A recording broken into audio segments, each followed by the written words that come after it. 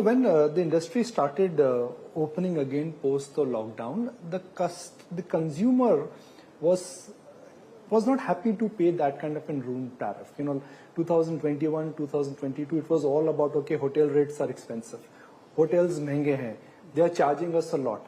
But I don't see that narrative now. There is a big acceptability which has come in that, look, if tomato prices and onion prices will go higher, hotel rates will also go higher. You'll have to pay for the service.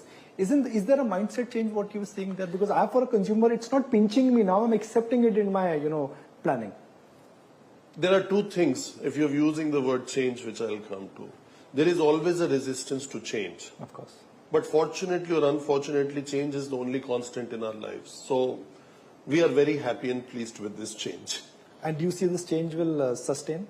No, some new change will come because change is the only constant. So what is the new change then? Maybe from our point of view, maybe even higher, like we are all traveling for a lot of reasons, personal or business, to rest of the world. And if you had to take an equivalent asset like a Taj Mahal Palace in Colaba or Taj Mansingh in Delhi, then you would still pay today 3-4 times higher. So I think if we could even achieve 40, 50 or double those rates in some of these iconic assets, that would have a direct correlation that yes, India is not just the fifth, it's actually moving towards the third largest economy. Okay. So last but one question, let's use inflation as a benchmark. 5 to 6% inflation is something which is there in the economy.